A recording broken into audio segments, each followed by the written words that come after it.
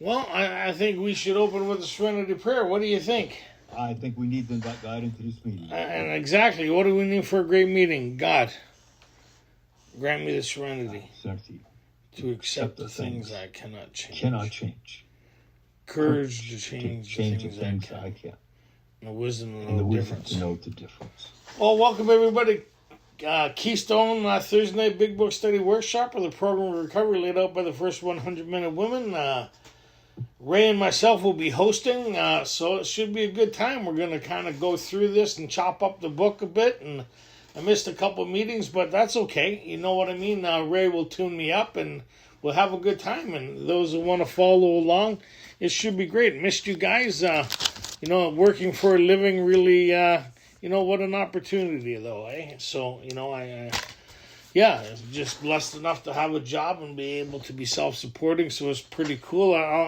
I haven't quite hit the plateau of retirement like Ray gets to enjoy, but I mean, love it. Well, that's good. I mean, we're both in our 36th year. Am I correct with that? So it's pretty awesome. Correct. We've been studying this thing for quite a while, and hopefully we'll both bring something to this. We're in Bill's story, but we'll also go over a bit of the doctor's opinion, see how they both blend and what the doctor was talking about, and using Bill as the third example, but as the example he was talking about in his letter when he introduced this thing of the witnessing of the miracle of Alcoholics Anonymous, which is pretty phenomenal, where he talks about upon his third visit that one of his patients that he come to regard as hopeless acquired some information that he put into practice, and I guess that's where we're going tonight. And some of the highlights in a doctor's opinion, he kind of witnessed a certain movement happening within his facility with a group of people that were beyond his scope of helping. So, and he gave Alcoholics Anonymous the letter on an overview of what he's seen with people he was able to treat and people that were outside his scope of helping. And so which we understand Bill showed up to his facility for the third time, he was very skeptical. Would you say he was pretty skeptical? Right? I think he was dejected. Yeah. Been there twice and both times failed, and the overachiever that he was, he's completely defeated. 100%. One of the things that I find very interesting as we went through the doctor's opinion, and then as you go through Bill's story, it kind of highlights everything he was talking about, right? And which is really interesting, as those who put the book together kind of branched off into their own experience with this illness, which is a little, well, kind of like the same but different than the doctors, right? Because the doctor kind of talks about people like us were outside his scope. And so when this thing started taking place in his facility, and a bunch of us started to get sober through this idea that was presented to Bill that we're going to kind of read about tonight, he kind of witnessed something really, really amazing take place. What also was amazing that took place, we kind of took the ball and said, you know what, we seem to be a little different than these other people that went through his facility, that were outside his scope of helping. So we're going to talk about our combined experience as we go through the book, and what makes us a little different, and what makes this so phenomenal as the story of those who had recovered from alcoholism, right? Did you want to hit anything on that, Ray? Well, the only thing I want to add to that is that our experience is our experience, and each of us have our own individual experience on this. So as we read the author's experience, it's imperative that you don't try and match what they're doing. You need your experience. And as you align yourself with their experience, you can tell exactly where you are in this scope of, in this range of, or in this progress to the end of your drinking career. The reason I say that is that as you look at what the doctor had said, these were chronic alcoholics. He called them doomed. He called them hopeless. You may not be there yet.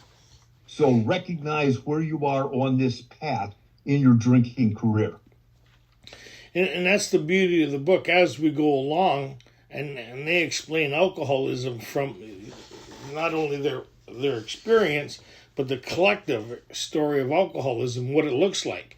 Like we talked about it before, Mine and Ray's story may have different characters in it, but it's the same theme through the story, right? And where it kind of started off as PG or general, it became rated R pretty fast, right? And that's a lot of us. So one of the things that what we kind of hit on, what the doctor talks about, he talks about the first thing was the allergies, and we've seen that in Bill's story, right? Where he kind of came to the conclusion he could not take so much as one drink. So that kind of goes with what the doctor, these allergic types can never safely use alcohol in any form whatsoever.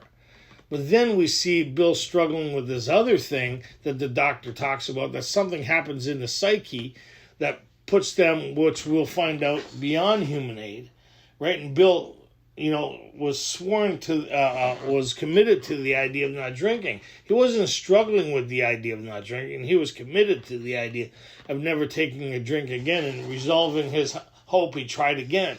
And then somebody pushed a drink his way and he took it. Was I crazy? So now he's questioning his own sanity, right? So a lot of times you hear people talk about this obsession idea that we struggle with the idea of drinking or not drinking. Bill had no struggle whatsoever. It's just something came upon him and he found himself drinking. And he kind of went, whoa, well, this is where we start moving in a new direction, different than the people the doctor was talking about within his facility. And he talked about that they're irritable, restless, and discontent. And a lot of people think, oh, that's alcoholism. No, that's the human condition. And like any one of us, right, without a solution, left to our own devices, we're not going to like our own company very much. Never mind anybody else's. Anybody get to that point? Never mind anybody else's, right? We can't even stand our own company because we have no way of really dealing with the human condition, what we used to use is alcohol. So he talks about this is repeated over and over and over, and unless this person can experience an entire psychic change, there's very little hope of their recovery, right? So are we seeing that in Bill's story? Hope we are. Yeah. Hope we are. That's the essence of this. And which is really interesting, we're at the same place on Monday night at the study, and it's interesting how sometimes the most clear information that's being presented escapes us. We kind of miss the subtleties. I don't know if that's a strong suit of ours, just missing the obvious. And so when the doctor says that we're a little maladjusted, full flight from reality and downright mental defectives, we don't think so until we start working with people like us. And then we go, oh my God, was I like that? No, worse. So Ebby's showing up, right? How many times has Bill been to treatment at this time? So he's been there twice. So we see that he's going to the same facility, right? Both times. The first time, how did Bill feel about his treatment progress? Oh, the first time. This is interesting because if you got your book there, you go to page 7, you can actually see what Bill says. He goes in. Remember, he's come off of this craziness of his, where he's drinking both the sedative as well as the gin. He's got a good doctor. We all hope for the same doctor, brother-in-law, right? As a matter of fact, yeah. And his mother. And then he's got Dr. Silkworth as the chief physician at Towns Hospital. But here's what Bill says. He goes in there. He's absolutely dumbfounded as to why he can't control his drinking and drink when he wants to and not drink when he wants to. And Silkworth tells him, you got a problem. It's an illness of the body and an illness of the mind. And here's how Bill interpreted that. Well, if I just grab a hold of the steering wheel just a little harder, I'll be able to do this. He said, that's what was necessary. Willpower and self-knowledge. If I only enhance that, I'll be able to control this. And so, which is interesting with that is is he heard the doctor talk about this fatal illness, and he interpreted it like, oh, okay, now I can see where I went wrong before. Now I'm going to be okay. Yeah, you ever do that, Tony? Oh, over and over. His wise words of wisdom and over and over. Why? Because I never fully had the step one experience yet, right? But which is interesting, Bill had the step one experience, but still he doesn't fully comprehend the nature of the beast. Why is that? Because he's dealing with a lot of other people who are able to get this based on self-will, self-knowledge, and self-application. Right? Which actually takes us back to that little interlude where it said we were maladjusted to life, full flight from reality, and outright mental defectives. That's all behavioral problems, and that's what everyone said. It's nothing more than a behavioral problem. And you hear they didn't know what we know. Yeah, and you hear that meeting. Surely this was the answer: self-knowledge. So phone a friend, think about it, think it through. Just don't drink no matter what. Read page 417, like on and on, right? Like I had to get that out there. We'll get that out of the way, right? Well, thank you. You could have said, never mind. but it was not for the frightful day came again. And so then, which is interesting, when he ended up in treatment the second time, he's having a totally different experience, right? So the second time in treatment, he's experiencing all those things that we hear as a prerequisite to getting sober. But there's still something missing, even though he has the gift of desperation, he has the surrender, he has the alcohol was his master, what he wouldn't do, the willingness to change it. He has all the elements, but there's one element missing, right? What element seems to be missing that isn't present yet, that doesn't allow him to have the experience that he's hoping for? He still thinks he could overcome it himself. Well, that's the key. And also, if you look at the doctor's kind of writing, what's missing from Bill's story thus far is a solution to his dilemma. The ability to have the experience of the psychic change or spiritual experience. He has the hope, he has the desire. Now he doesn't even have that, right? Like he's resigned to the fact that he's going to die an alcoholic death, right? And so what keeps him sober for a little bit when he leaves the facility for the second time? Fear. But then came the insidious insanity. So we see that seems to be a lot of people's story within our fellowship. Get sober, have the hope and aspirations, surrounded by the cheering league and the fellowship, and that's not enough to sustain them. Why? They're missing an element. Right? And it's beyond thinking. It's something what the doctor talked about of depth and weight and experience. So now we see that what I really find cool, and most of us have this experience, is that we have that desperation of being baffled. And some of us have this intervention that happens in our life without our knowledge. Somebody shows up, or some person, place, or thing puts us in a position that puts us in a position of receiving the message of Alcoholics Anonymous, or ending up in AA, or some form of spiritual intervention without realizing it. And so Ebby's showing up at Bill's door. Who called Ebby? Did Bill call Ebby, or did Ebby call Bill? Ebby had to go on that step. This is a crucial part of the story, because part of this program that he was in at the Oxford Group Center was that they were required to go out and talk to another person about their problem, not the other guy's problem, but their problem, in 2 months. Ebby been in there 2 months, and it was time for him to go. So he's the one that made the move to go see Bill. Not only to talk about the problem, but the solution that they experienced.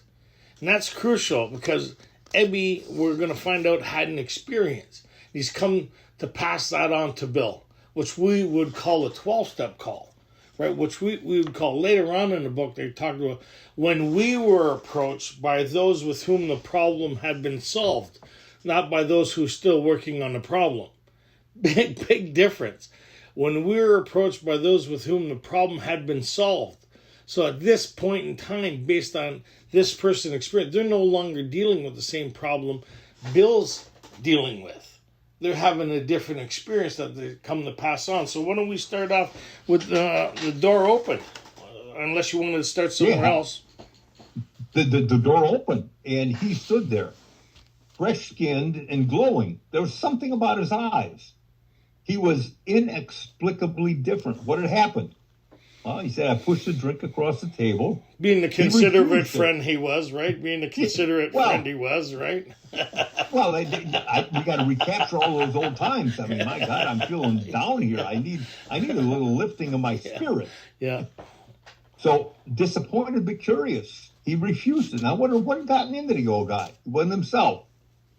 I said, come, what's this all about? He looked at me, straight at me, smiled, and he said, I got religion. And Bill thought, oh, shit, here we go. I was aghast. Yeah, that was it. Yeah. Or I fell off my chair. But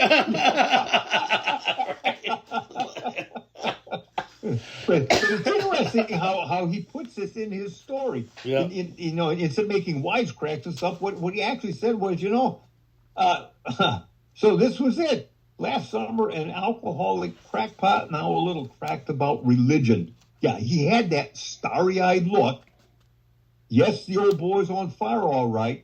Bless his heart, let him rant. My gin would last longer than his preaching. Which tells me Bill had been approached by others at some time, preaching to him, probably as they had listened to what Silkwood had said, the message is going to interest these alcoholics, has to have depth and weight. And so depth and weight to them was plead, plead, plead. Oh, look what you're doing. I think that falls under frothy emotional appeal. Frothy emotional appeal. Yeah. I've had more than, I remember the first time somebody had the frothy emotional appeal. I think I was 14, turning 15. And my godmother sat me down and she pleaded with me. And I was more concerned with her than what she was saying about me. Because I couldn't see what she was saying about me. Even though she had a clear picture about me, I was trying to consolidate her. Say, it's okay, Auntie, it's okay. Yeah, and see, I can remember those frothy emotional appeals long before I had real trouble with alcohol. Yeah. Oh, yeah. The parents were pleading, and to drive the point home, what they did is they actually sent away and got an application to go to military school. And so my ass was off to military school when I was age 10. I was like, oh, geez, where's the love? Anybody here have frothy emotional appeal? People pleading with you about your life, the way your conduct is, the way you're going on. You can't quite see it the way they are, right? How many people's had the frothy emotional appeal talking to yourself in the mirror? The one on the wall, not the one on the table. Two different conversations, right? The one on the wall is, oh no. The one on the table is, oh yeah, right? Okay, go ahead. What, want to go on? Sure, we might as well. Okay, now this is really important because as we look at this, it said he did no ranting. This is really a throwback to what he's going to say in chapter 7, how we work with other alcoholics. He said you don't sit down, you don't preach to them, you don't try and plead with them, you don't try and persuade them. You simply, matter of fact, tell your story. And so here's Ebby. He did no ranting. And in a matter-of-fact way, he told how two men had appeared in court persuading the judge to suspend his commitment. Now, it's a loaded deck here. Something that they don't write here. One of the guys was the judge's son. He was also a member of the Oxford group. Another guy was a close friend to him who's also a Wall Street individual. They were both members of the Oxford group. And so what they did is they told me of a simple religious idea and a practical program of action. Think back to how we ended the doctor's opinion. When the doctor said, these patients of mine that I treated, they had been sold on the ideas that are in this book, and they accepted the plan that was in this book. And so Bill is making a strong point here of mentioning that this is what this book is about. Here is a simple idea that we're going to have, and we're going to put it into action with this practical program of action. And he talks about in the letter, in the course of his third treatment, right, the beginning of the doctor's opinion, right, he acquired certain ideas concerning a possible means of recovery. So as simple as ideas, but Bill's hearing this as something like he's struggling already with the idea being presented to him. The doctor... It also goes along with the idea that, Bill is one of these guys that if you throw him a challenge, he's going to do anything and everything to figure out a solution to that. And his mind is already going, how can I figure out a solution so I might help these guys that were just as hopeless as I was while he's still in the hospital? It's wild. So he did no ranting. Where are we? 9. He come to pass. That was 2 months ago, and the result was self-evident. It worked. Imagine that, eh? How cool is that? To be 2 months sober, and the people around you have noticed something drastically different about you. That's a strong point, because he comes to the door, he knocks on the door, Bill opens the door, and he looks at him, and he said, there he is, standing there, fresh-skinned and glowing. Not only was there something changed in his behavior, but changed in the way that he looked. Yeah, I didn't have that first 11 years in and out. I know people who've been sober for years that don't have that. Uh-huh. Right? They have a starry-eyed look, all right, but it's not spiritual based. Yeah, you're right. Oh, God. So what's important here, I think, is as we go to the next paragraph, he had come to pass his experience along to me. Again, in keeping with how Bill says this is how we talk with another alcoholic, we just pass our experience along to them. We don't try to tell them they're an alcoholic. We tell them that we are an alcoholic, and this is why we know we're an alcoholic. I'm going to pass my experience along to you. But here is the catch. That little dash. If I cared to have it. Can you imagine? You're drinking yourself to death. 5 years and you've not been able to draw a sober breath. Your drinking buddy shows up sober. And he says, I've come just to pass my experience along to you if you care to have it. I mean, that in the essence is almost like what happened with me. And I can remember looking at my racquetball buddy as he's standing there, and I'm thinking, Reg, what the hell what's going on? I said, you're different. And he's almost the same words. I'm sober. I've been sober now for about 9 months. And he said, I come to pass on my experience if you care to listen to it. And I'm thinking, anything's going to help. Anything. And what's interesting is that now, like, where are you located? I'm in Vancouver, Canada, Langley, just outside of Vancouver. And I've been going to meetings here since 1985. I'm 87, sorry, 87. And I got finally sober in 89 through the same kind of experience Bill's going to talk about here. And what I've noticed, the difference between talking at somebody, which a lot of people do. Anybody ever been in a meeting after relapsing and coming back, or seeing somebody coming back? Everybody starts talking to them instead of sharing their experience. Two different conversations altogether. Yes. Right? When you're sharing your experience, it brings an atmosphere of hope. When everybody talks about, yeah, I was like this. The new guy's like, yeah, I'm like that too. I can't stay sober. This is what happened, and this is what I'm like now, right? In Bill's story, it was what he was like, what he continued to be like, and what he's still like. And a lot of us in the fellowship are of the same experience. Just because we're sitting in a meeting doesn't mean we're in the solution. You hear people say, get in the middle. Well, if you're in the middle of the program, you're in the book, right? They talk about the triangle all the time. The triangle is secondary to the circle, right? The circle is what keeps the triangle in place, and that's our relationship with a power greater than ourselves. And the traditions are in place to reiterate that, as God may express himself in our group conscience, right? Collectively, is the common welfare should come first and the primary purpose. And if we're following all of that stuff, the basis of that is our relationship with a power greater than ourselves and the carrying of that message, right? And that's what Ebby's about to do here. He's going to talk about his experience. He's not going to talk to Bill about Bill, right? Which is a big difference. Go ahead. So, Ebby, and as we read this next page and a half, you don't hear Ebby talking. What you do is you hear the clatter going on in Bill's brain. He's thinking as Ebby is talking. We can almost hear what Ebby is saying by what's going on in Bill's brain. But it's interesting as he approaches this in this first paragraph where he says, we talked for hours. Childhood memories rose before me.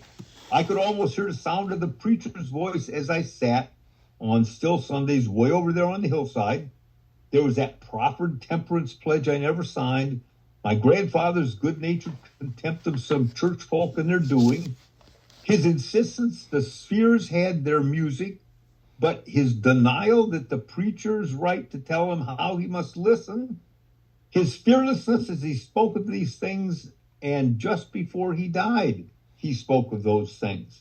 These recollections welled up from the past. They made me swallow hard.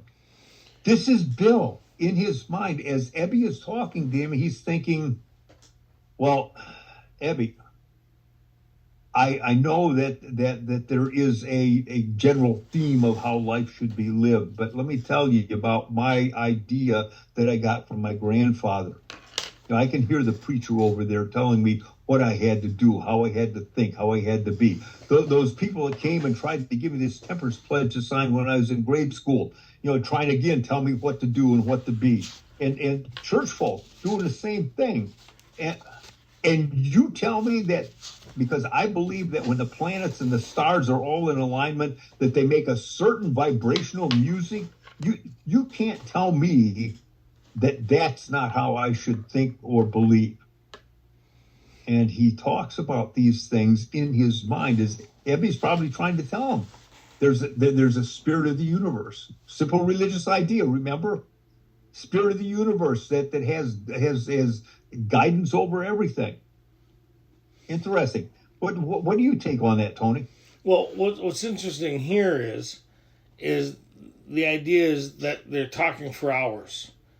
He didn't go on and explain, why don't you choose your own conception at this part of the conversation? Because if Bill was to go with his own conception of his understanding of a power greater than himself at this stage of the game, how well would Bill do? Oh, yeah. Bill would have said sayonara. Yeah, he's tripping over his own understanding, right? His own conception. It's not working for him. So he needs to get a better base of what's being presented so he could choose a conception of what's being presented to pursue this thing, right? And that's where this thing is kind of going. Go ahead. So as he said, here are all of these things Ebby was telling me about his experience. And he said, now my experience, which I've told you a little bit about and the thoughts in my head, he said, but now then, that wartime day in old Winchester Cathedral came back again. Remember at the beginning of his story, Bill talks about as they were on their way over to France to fight in the war, that they had to land in England. They went to Winchester Cathedral, and it says, I'm in the cathedral, and something happened. Much moved. Something happened within Bill that stirred him. Some kind of a spiritual thing that he was all concerned about.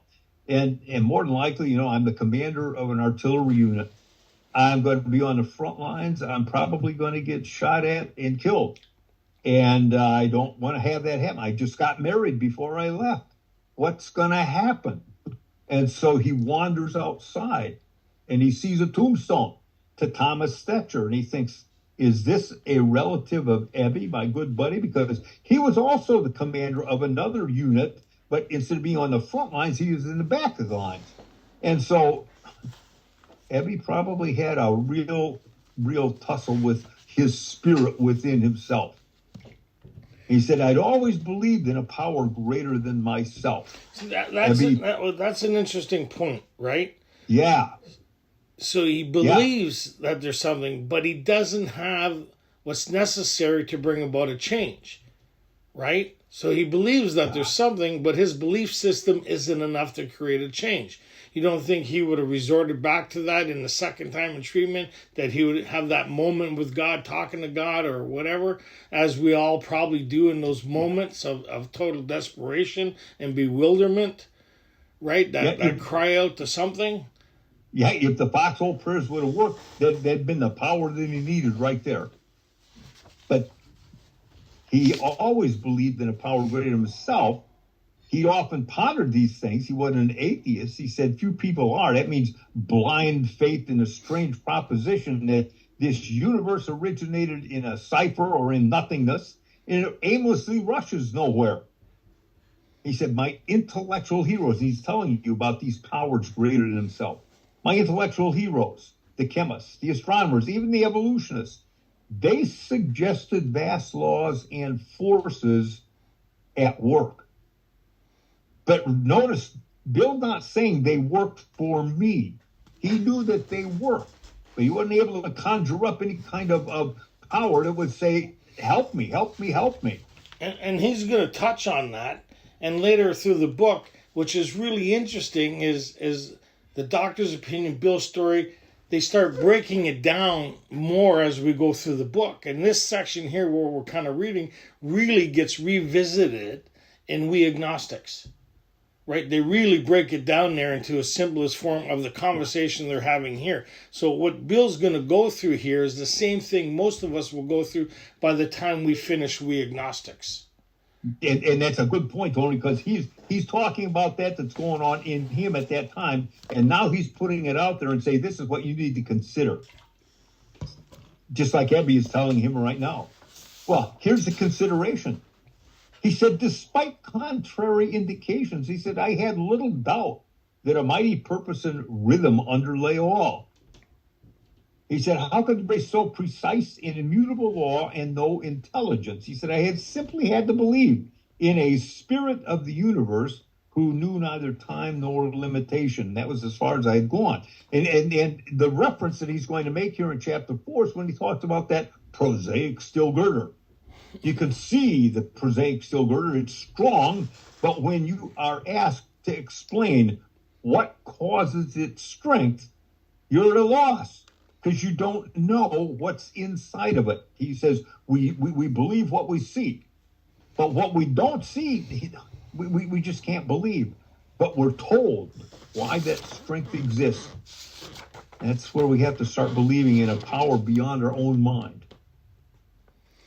So we're gonna jump over here in 11. Hopefully you guys read this, the paragraph, but my friend sat before me. So we see the struggle. He's rearranging some ideas here. He even talked about how great Christ was, and he followed what he thought beneficial to himself, like most of us do in the fellowship. We take the parts we like, we leave the rest alone. It's human nature, right? We just kind of, as long as it doesn't cause me too much concern, I'll practice it, right? But if it causes me too much concern, we'll disregard it, right?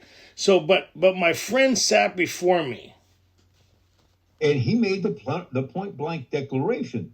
God had done for him what he could not do for himself. It's a strong sentence right there. It's in direct contrast to what was in the previous two paragraphs. Because in the previous two paragraphs, you're reading Bill's victim stance on life. It was done to me. It happened to me. I had no ability to control this, but it was done to me. Damn it all. And he goes on that way. Here's Ebby. He made the point-blank declaration. God had done for him what he could not do for himself. His human will had failed. Doctors pronounced him incurable. Society was about to lock himself up. And like myself, he had admitted complete defeat. Then he had been raised from the dead. Then he was suddenly taken from the scrap heap to a level of life better than the best that he had ever known. Had this power originated in him? Now, I think this is crucial. Yeah, He's not saying, he created how do you find right? God? Yeah. He said, how'd you find this power? How were you able to do that? And he said, obviously he had no more power in him than there was in me, and that was none at all. And he's dumbfounded. How did you access a power? I've been trying to find a power like that, and it escapes me. Interesting. See, so because Bill has ideas about this power, but no real experience with it. Ebby's talking about experience, right? And Bill's trying to duplicate that, but he has no access to it. So he's saying, this is weird. He has no more power in him than I do right now, and that's not at all. But he's having a different experience than me. How is this? Right? And see, that's an interesting point right there, Tony, because as we look at the marriage of the idea and the plan, this is where that idea comes in. Oh, I have this idea. I have to access a power beyond myself. How in the hell do you do that? Well, take these steps. These are the processes that you're going to have to go through in order to reach that point of saying, I can access a power now beyond my own mind that I'm going to call God. But I've got to put it to effect. I've got to be able to use it in order to be able to say, I believe that. And what's cool is Ebby doesn't go, okay, now go find it. Yeah. You know, step 2 doesn't say go find it, right? What Ebby's talking to Bill right now about is the essence of step 2 and the course of action that he took. So he admitted they both have the same problem, but Ebby has a solution that Bill's not able to get access to. He sees it, right? Ebby's talking about the course of action he did to get this experience that Bill's yet to do, right? So Bill has a belief in a power, but he doesn't have access to that power sufficient enough to create the change that he sees in his friend. So now, which is really cool, all of us kind of go through this step 2 experience is what Bill's going to talk about right now. Yeah, see, I think this is really crucial that as we talk about this, that you consider what your own experience with this, because Bill writes here, he said, look, here was something at work in a human heart which had done the impossible. Why would he say it's at work in the human heart? Why not in the mind? Well, to me, you can think anything you want to. And if you can't put it into effect, it's not going to work. It's not going to have any kind of change in your life. The human heart evidently is what I call the seat of our behavior. We can think of what we want to do. If you don't have the heart to do it, you're not going to do it. And so I think Bill might be making mention right here. Here's something at work in a human heart that had done the impossible. And he said, my ideas about miracles are drastically revised right there. He said, never mind the musty past, never mind the sour past.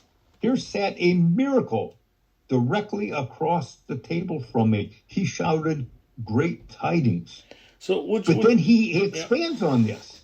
But when he goes on here, he said, but hold on a sec. Hold on. But okay. What's really cool is if we did the same thing within a meeting, we'd have the same experience.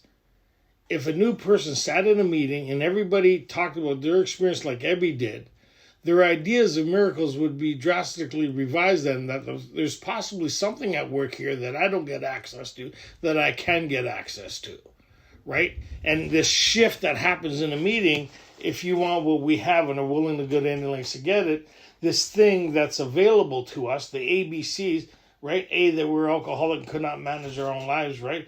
B, that probably no human power could have relieved their alcohol. C, that God could and would if he were sorry. He's at that point now. No human power, right? And let's see, he sees this thing at work in the human heart. This is crucial in the shift in how he's looking at it. What happens here? So he says, I saw my friend was more than inwardly reorganized. I mean, not only was he changed on the outside, but he was also changed internally, and said he was on a different footing. And he's making reference then to what we put our foundation of life on. You dig down to bedrock if you're going to build something that's going to stay and stay for the rest of your life. Depth and here's weight. Ebby. Here's Ebby. He's on a different footing. His roots grasp new soil.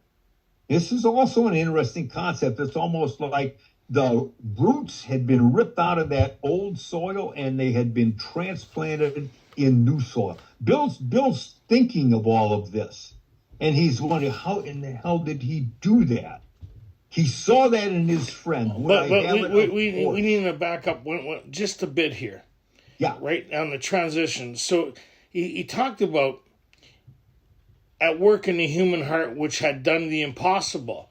The shift is my ideas about miracles were drastically revised right then. His ideas shifted. Why? Because of the presentation of what he saw before him. Right? Okay, go ahead. That was. Oh, that's a good point, Tony. This whole viewpoint of miracles and the ideas of how we think of them. And he said, this completely revised my idea of miracles happening. To him, miracles were something that was out there, and he just had to accept them. But he's seeing it. He's touching it. He's actually talking to it. And there's a shift in his thinking about it. Right? And so his shift, he goes right back to victim mode. He said, despite the living example of my friend, there still remained in me the vestiges of my old prejudice. The word God still aroused a certain antipathy. The thought that there might be a God personal to me, and this feeling was intensified. I didn't like that idea. He said I could go for such conceptions as creative intelligence, a universal mind, or a spirit of the nature. That word is interesting. You want to underline it because they use it a lot through the book. That means when an idea is presented to us that we don't like, we understand what's being presented to us, but we can't it's not palatable. Like we kind of choke on it. So they said, well, rearrange it a bit where you're okay with it. It didn't mean change it. Rearrange it. Choose your own conception of what we're talking about so you can pursue what we're offering. Conception is the building of an idea or a game plan. So that's where he said, I could go with such conceptions. He's changing his idea from the previous page on 10, right? On 10, he's having a hard time here. On 12, he's shifting. Yeah, it does shift. And I have a slightly different view on that, Tony, with the word conception, because I take it from my medical background. Sure. And that is that you all know what conception, those of you who are parents know exactly what conception is. But in context of what Bill is writing about here, it's the coming together of an idea with a plan. And you're bringing them together and you're getting something totally different. 100%. It's the same thing we said, the same thing, but different. Exactly, because he's looking at his friend and he said, here's somebody who is inwardly reorganized. His roots have grasped new soil. He's completely changed. And so he's arguing here. He's saying, I don't like this idea of God. And he said, I can go for different ideas and plans to put into effect these conceptions as creative intelligence, because by God, I can have my own intelligence and think about the creativity of what's going on, or the universal mind, or a spirit of nature. But I resisted the czar of the heavens. Now, that to me is something in reference to Bill and his upbringing. Bill did not like to be told what to do. Some of us do, though, right? A lot of us like to be told what to do. I know we have a room full of people that like to be told what to do, right? Oh, yeah. Well, am I not transparent, Tony? It's like, who are you talking to? You talking to me? Yeah, right. So, and Bill then says, I've talked to a number of people who felt this way. Yeah. Chris, almost everyone I talk to feels that way. And so then my friend suggested what seemed a novel idea. Why don't you choose your own conception of God? Why don't you choose your own idea of God and your own plan of how you're going to access God? And you notice it's palatable of what he's seeing that might be being offered to him. He's not shifting the experience of Ebby and what he noticed as the miracle. He's not debating that. It's just the wording, right? It's just the wording. So what is, it's kind of like he's sitting and they're enjoying fish and he's choking on the bone, right? And his friend says, why don't you put the bone aside and enjoy the rest of the fish instead of choking on those parts of the fish that make it undesirable to eat. And it's kind of like this, right? There's something here, right? We're trying to present it, but you're choking on your own ideas. Why don't you change the way you look at it a bit so you can pursue what we have to offer here? Go ahead. That's a good way of looking at it, Tony. I've always used the example of when you go to McDonald's, you get a hamburger, you usually take the wrapper off before you eat the hamburger, don't you? Well, it all depends how drunk you are. So people always used to say to me, did you taste that? I've been known to eat a sandwich before taking the cheese off, but the wrapper on the cheese, but we'll leave that alone. Okay, go ahead. So Bill said that Ebby had told him, choose your own conception of God. And Bill says, that statement hit me hard. He said, it melted this icy intellectualism that I had lived in. It melted that icy intellectual mountain in whose shadow I had lived and shivered for many years. Bill was living on pure intellectualism, self-knowledge. He said, I stood in the sunlight at last. All I have to do is choose my own idea of this power that I can access and a plan on how to access. He has no idea of the plan. He has some idea of an idea, but no idea about a plan yet. Well, kind of. No, if you back, he has a plan, but he hasn't initiated yet because Ebby came to pass that on to him. How he got access to this power. They talked for hours. And this is the beginning, then, I think, of that plan. This in italicized letters for Bill to participate in. Right? Yeah. So, because Ebby already has the experience. Like, we already have the experience. Right? Those who have done the work, we have the experience. Those who haven't done the work are struggling with the same ideas Bill. They're having to navigate through their own thinking to pursue what we've already experienced. So how can we help you navigate through your experience to access the same experience that we have? We don't change the experience.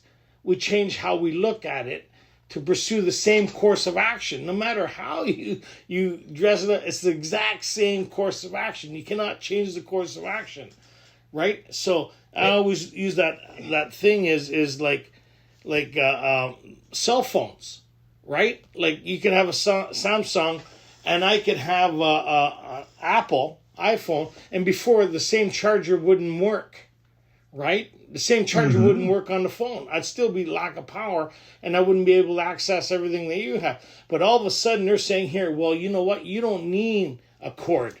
If you just put your phone on this pad, it will charge it. No, what the hell? Like, yeah, that's crazy. That's crazy talk.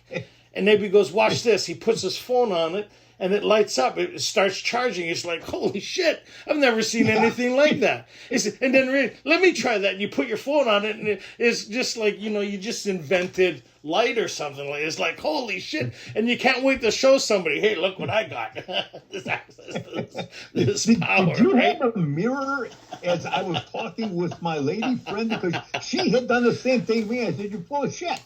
Yeah. There's no such thing like that. She pulled out that pad. She said, put your phone on that. And it did that, and I thought, what the hell you got hidden under there? I had no idea these things were available. And that's kind of like where we're at with the same principles, right? My thinking would have stopped me from accessing that, would have made my phone inoperable. Because my willingness to pursue it, now we both get to call each other and utilize the same things, even though we call the phone different. Have different plans, but they utilize the exact same things. Pretty cool, right? Yes, accessing that power source. And so, Bill, now this is going to be something that we will come back and revisit when we get to chapter 4, because this is nothing more than Bill preparing us for chapter 4. He said it was only a matter of being willing to believe in a power greater than myself. All I have to do is be willing to believe there's a power that I can access. So what does step Nothing 2? More. What does step 2 say? Came to believe that a power greater than ourselves could restore us to sanity. It didn't say you had to have God, and everybody talks about their relationship with God in step 2. That's not what step 2 is. He's at the point now of believing that if he was willing to pursue what was being offered to him, he could have the same experience that Ebby has. Right? So Ebby's coming from a place of belief and experience.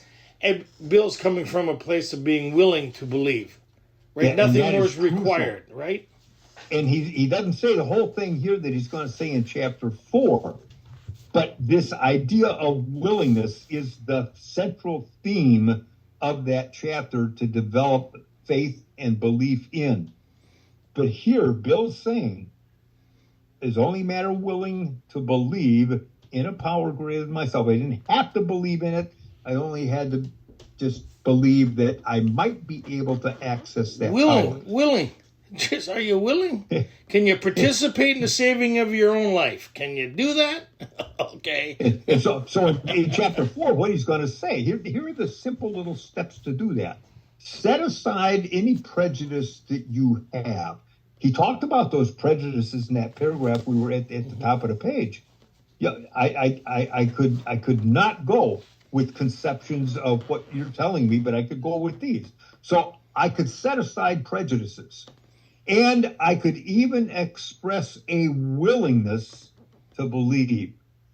But I have to admit the possible existence of this creative intelligence or this power that is beyond myself. Those were the 3 things that Bill's really going to embellish when we get to chapter 4. Well, what's really cool here, and we're getting to the time, is that where he talks about, and we all come to that experience in step 2 when we're presented the solution. If you got good sponsorship and it's done right? So when I look back and where I was with this as I went through the process, I had to disregard all my belief system and everything I was taught and everything that was kind of my doctrine and my belief and my prejudice and my understanding, which run deep, would have never got me started this. Was I willing to have a new experience? Was I willing to believe that there was something and restart from the beginning again? Because my way wasn't working. 11 years in and out, my way wasn't working. So I came to this point. It was only a matter of being willing to go through the rest of the course of action. Nothing more. I'm emphasizing that's the way I interpret that, like at this stage, right? Nothing more was required of me to make my beginning. I don't have to have a belief in God or faith or anything. Do I believe that there's something greater than myself and I'm willing to have a new experience with that? Yes, right? I saw that growth could start from that point. Yes, my prayer was, okay, everybody says you're all that in a bag of chips. Show me. Like I wasn't well back then. I said, show me.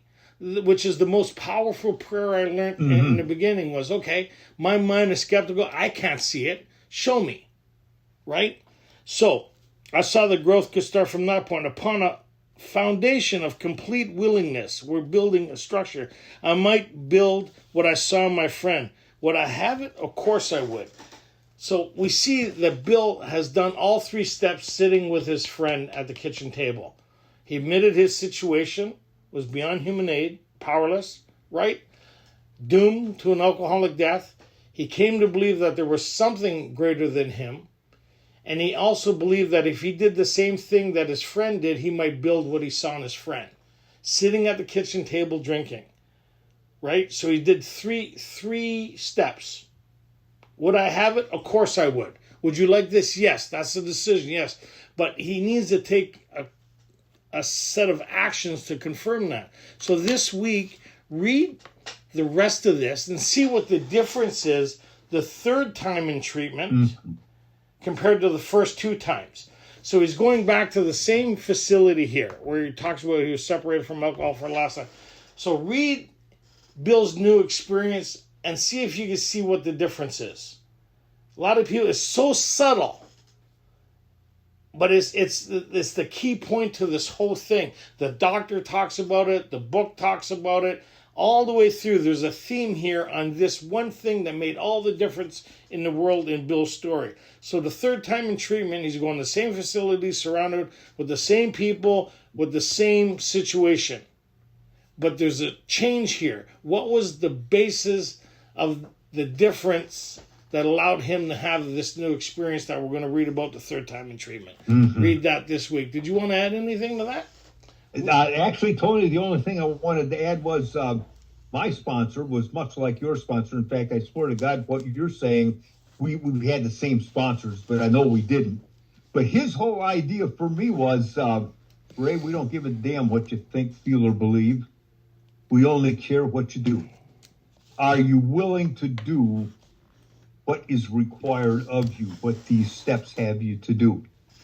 And he would always answer every one of my questions with this simple little question. How'd that work for you, Ray? Put everything back on me. See, and it's working or it's not working. 100%. And the guys who 12-stepped me, all they knew was if I kept on going through the book, regardless of my mental health, because I exhibited some severe mental health back, under the category of there are those too who suffer from grief, and I was both of those at any given time, right? So what happened was they knew if I just kept on walking with them every week and did what they asked of me, I would have the same experience that they had. And so we'll see that in Bill's story this week. You know, you guys were awesome. I missed you guys. I missed Thursday nights. It looks like I'll be able to be here a little more frequently. I'm not on set this over the next couple weeks, and everything's built and everything's done, so it's really good. So we have talks that are available to help you go through this. We have worksheets. We have a Big Book Step Study Facebook group for those who want to participate a little more. We have the worksheets, which are critical for genius type minds, right? Philip, they're great for genius type minds, right? The biggest struggle is finding the answer that we think it should stay instead of the answer it should stay.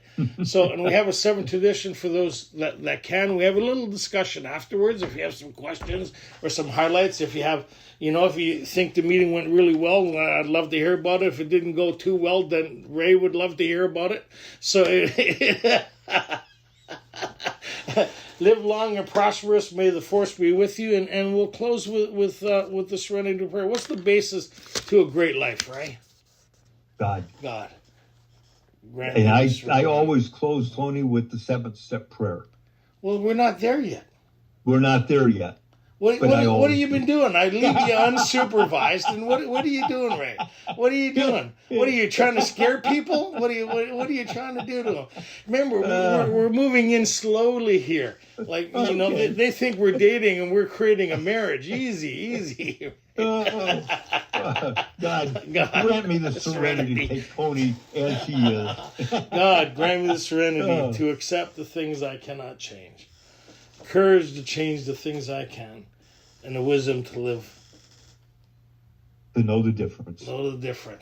Live long and prosperous. May the force be with you.